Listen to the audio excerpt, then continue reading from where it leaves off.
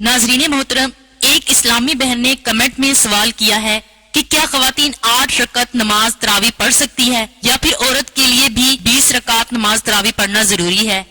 फिर उन्होंने ये भी पूछा है कि तरावी का वक़्त कब खत्म होता है, क्योंकि मैं घर के कामकाज करती रहती हूँ और छोटे बच्चे हैं जिनकी देखभाल और इनको सुलाने के सबब अक्सर मैं लेट हो जाती हूँ। तो क्या मैं रात को 12 बजे के बाद भी तरावी की नमाज अदा कर सकती हूँ। हमारी एक और मोअज़्ज़िज़ इस्लामी बहन ने ये सवाल भी पूछा था कि क्या मैं बैठकर तरावी पढ़ सकती हूँ, क्योंकि ज्यादा देर तक खड़े होकर नमाज पढ़ने के सबब मेरे घुटनों में दर्द शुरू हो जाता है, इसलिए ज्यादा देर तक खड़ी नहीं रह सकती। तो क्या मैं बैठकर तरावी की नमाज अदा कर सकती हूँ, और अगर मैं बैठकर तरावी की नमाज पढ़ूंगी तो क्या मेरी नमाज कबूल हो जाएगी। प्लीज रहनुमाई कर दे। नाज़रीन मोहतरम, निहायत ही अच्छे सवालात हैं। आइए इस्लामी तालीमात की रोशनी में इनका जवाब जानने की कोशिश करते हैं। जहाँ तक 8 रकत नमाज तरावी पढ़ने का सवाल है, यानी पहले सवाल में पूछा गया कि क्या औरतें 8 रकत नमाज तरावी पढ़ सकती हैं या फिर औरतों के लिए भी 20 रकत नमाज तरावी पढ़ना ही जरूरी है। तो याद रखें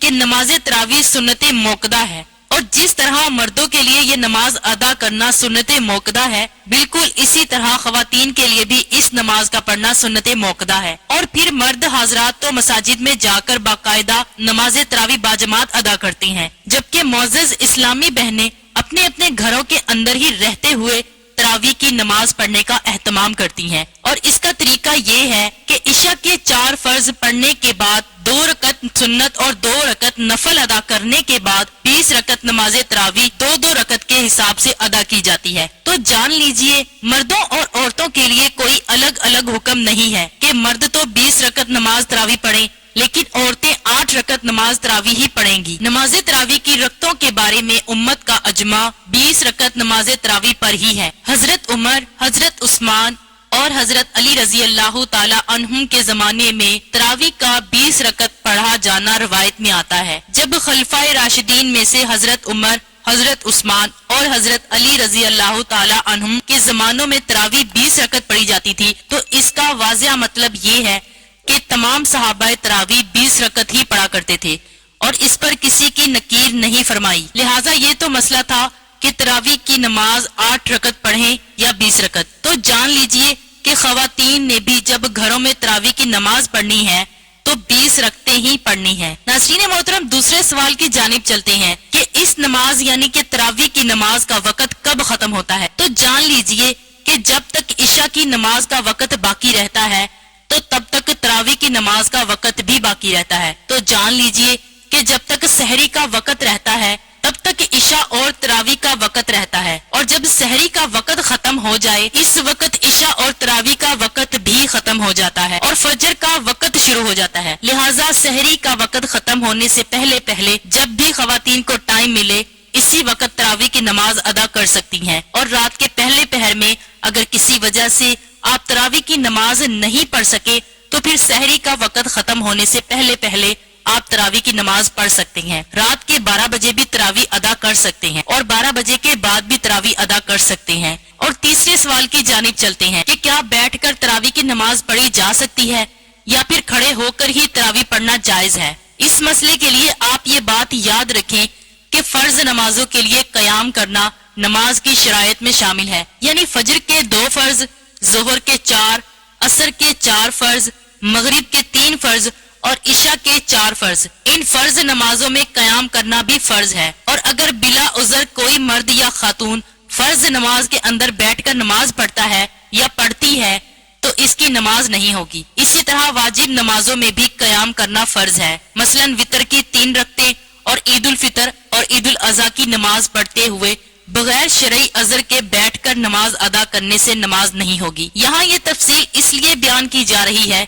कि बाज खवातीन हर नमाज को बैठकर पढ़ने की आदी होती हैं, जबकि बाज खवातीन यूं करती हैं कि पहली रकत खड़े होकर पढ़ ली, लेकिन जैसे ही पहली रकत के सजूद गए तो दूसरी रकत में बैठ जाती हैं और फिर बाकी पूरी नमाज बैठकर अदा करती हैं। यानी नमाज को शुरू तो खड़े होकर ही करेंगी, लेकिन जूं ही पहली रकत मुकम्मल होती है तो बाकी पूरी नमाज बैठकर ही पढ़ती रहती हैं। इनके ख्याल में औरतों के लिए इस तरीके से ही नमाज पढ़ना जरूरी है। तो इस सिलसिले में याद रखें कि पूरे दिन की फर्ज नमाजें اور پھر واجب نمازیں یعنی وطر اور عیدین کی نمازیں اور فجر کی 2 سنتیں جو فرضوں سے پہلے پڑھتے ہیں، یہ تمام نمازیں بغیر کسی شرعی عذر کے کھڑے ہو کر پڑھنا فرض ہے، یعنی ان کی ہر رکعت میں قیام کرنا فرض ہے، اور اگر بغیر کسی شرعی عذر کے اگر ان کو بیٹھ کر پڑھیں گے تو یہ نمازیں نہیں ہوں گی۔ لہٰذا اگر آپ نے کوئی فرض اور واجب نمازیں بلا عذر بیٹھ کر پڑھی ہیں تو انہیں قضا بھی کیجیے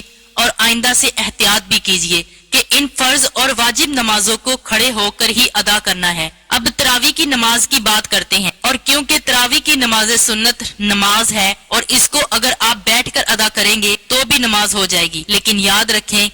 کہ ثواب میں کمی ضرور ہوتی ہے، یعنی ایک شخص اگر کھڑے ہو کر نفل ادا کر رہا ہے جبکہ دوسرا بیٹھ کر پڑھ رہا ہے تو جو کھڑے ہو کر نفل ادا کر رہا ہے اسے بیٹھ کر نفل نماز پڑھنے والے کی نسبت زیادہ اجر و ثواب حاصل ہوگا، جبکہ بعض علماء اس بات پر متفق ہیں کہ بیٹھ کر نفل نماز پڑھنے والے کو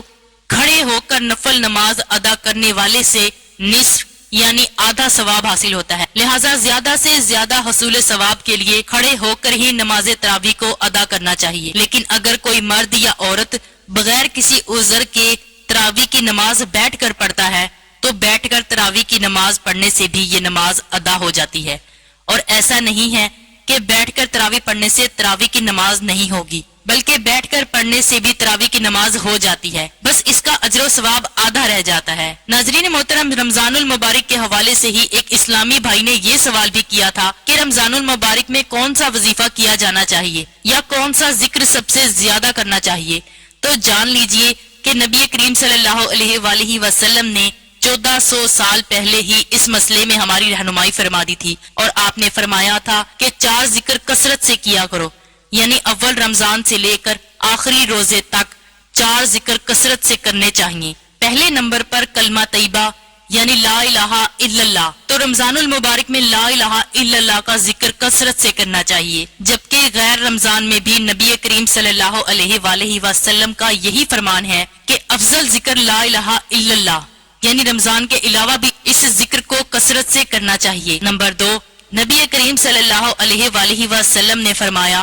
رمضان المبارک میں کثرت سے استغفار کیا کرو۔ نمبر 3، نبی کریم صلی اللہ علیہ وآلہ وسلم نے فرمایا کہ رمضان میں کثرت سے حصول جنت کے لیے دعا کیا کرو، اور نمبر 4 پر نبی کریم صلی اللہ علیہ وآلہ وسلم نے فرمایا کہ رمضان میں جہنم سے آزادی کے لیے کثرت سے دعا کیا کرو۔ محترم ناظرین، نمبر 3 اور نمبر 4 کے لیے ایک ہی دعا آپ کو بتاتے ہیں، اور وہ دعا ہے اللہم انی اسالک الجنہ واعوذ بک من النار، یعنی اے اللہ مجھے جنت عطا فرما اور مجھے جہنم کی آگ سے محفوظ فرما۔ اس ایک دعا میں نمبر 3 اور نمبر 4 دونوں دعائیں شامل ہیں۔ اللہ تبارک و تعالیٰ سے دعا ہے کہ نیکی کی بات کو سننے، سمجھنے اور اس پر عمل کرنے کی طاقت و توفیق عطا فرمائے، آمین۔ ناظرین محترم، امید کرتے ہیں کہ آج کی ویڈیو آپ کو بہت پسند آئی ہوگی۔ ویڈیو کو زیادہ سے زیادہ اپنے پیاروں اور دوستوں کے ساتھ شیئر کریں اور چینل کو سبسکرائب کریں۔ اللہ پاک ہم سب کا حامی و ناصر ہو۔